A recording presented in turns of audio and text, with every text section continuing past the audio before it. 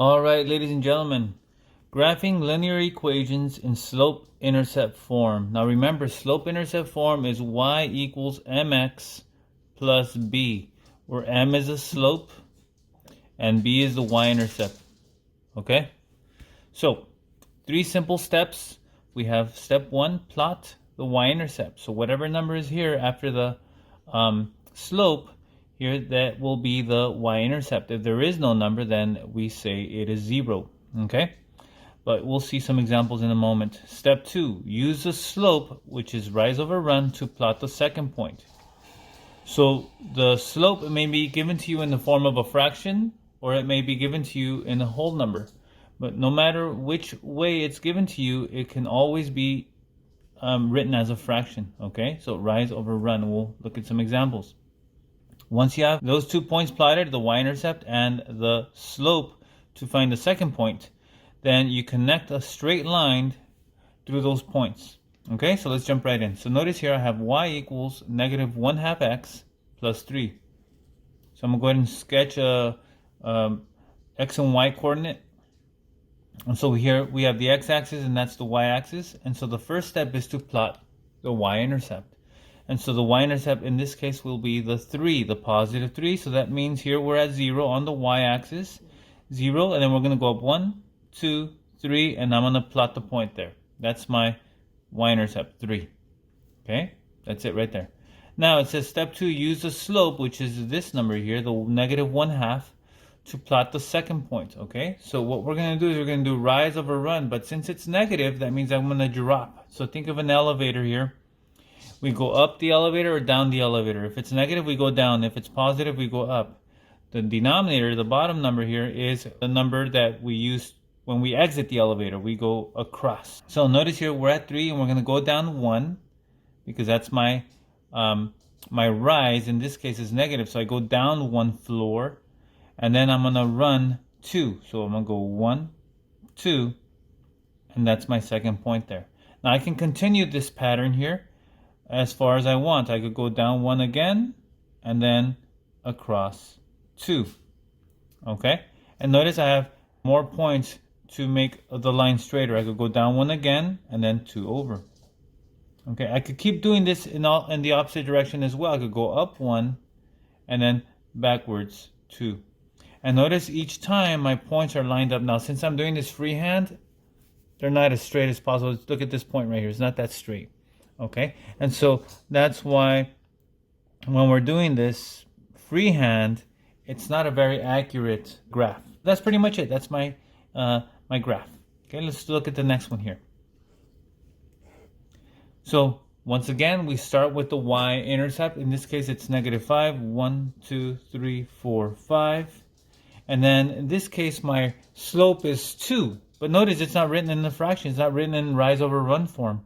So this 2, just make it into a fraction by placing a 1 under it. Okay, so 2 over 1. So that's my rise over run. Notice it's positive, so that means I'm going to go up to 1, 2. From the negative 5, I got to go up to 1, 2, and then over 1. Okay, and I could do it again, up 2 and over 1. And then that should be good enough. Just connect that into a straight line. And in reality, you only need 2 points to go ahead and draw a straight line. If you have a ruler, you can do that. You can use that to graph. Take a look at this one here, y equals x. Now this looks like it's missing information, but it's really not. Okay, so notice here, y equals x, and that's it. So what's my y-intercept here? Well, remember I said if there is no number after the slope, then that means it's 0. So you could think of this as x plus 0. Okay? So that's my y-intercept. So let's go ahead and graph that. Let's go ahead and put 0 is right at the origin. Well, wait a second. There's no number here either. Well, there is. It's an invisible 1. It's implied that there's a 1 next to that x. Okay? It's a 1x. Now notice here again, it's not in rise over run form. So we need to go ahead and make it a fraction by just simply placing a 1 under it. Don't place any other number under a whole number other than 1. You can't put a 2 under here. You know, it's got to be equivalent to what was there already. So there was nothing there, right? It's an invisible 1. So 1 over 1 is still 1. All right, so we're going to go ahead and do rise over run. 1 up, 1 over, 1 up, 1 over, 1 up, 1 over. And you can continue this pattern in both directions. So I'm going to go ahead and connect. And there it is. Okay, simple, right? All right, let's keep going.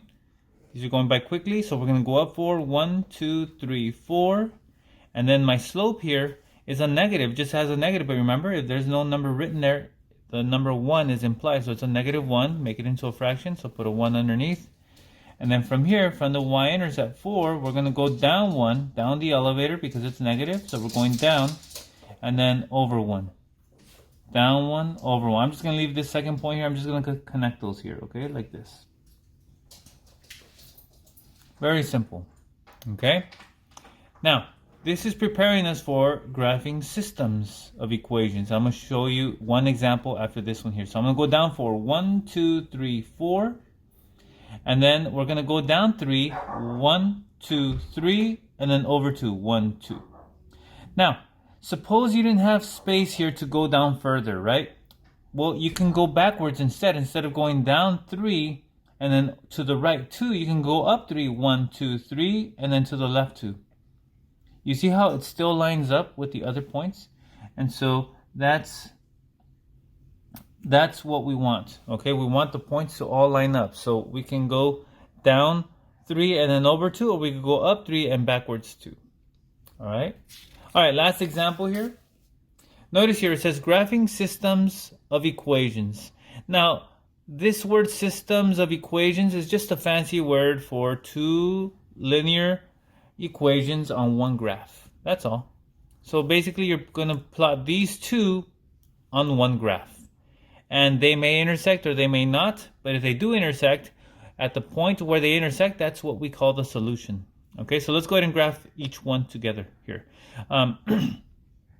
So we have 1, we're going to go up 1, that's our point, my y-intercept, and then my slope is 2 over 1. So I'm going to go up 2 more, 1, 2, and then over 1.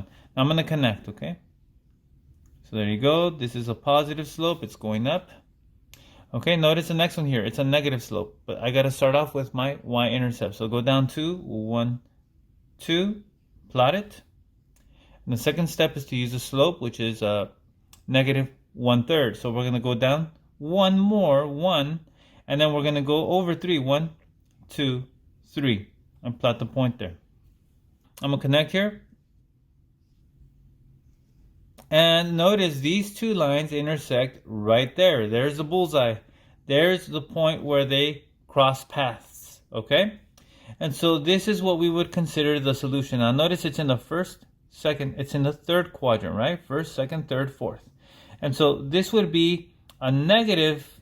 Now, since I don't have the grid lines, I cannot tell you exactly what the solution is, but it's in the negative x value and then a negative y value. So this answer would be a negative some number and then a negative some other number. I would estimate it to be, let's see, if I would go like this, negative 2 and then negative 1. That's my estimate, but right now we're not going to use this to calculate it. I would need the grid lines and I could plug these in to both of these, but that's not for today, okay? All we want to do is graph two equations on one graph, and this is what we end up with. And that's pretty much what today's lesson is about.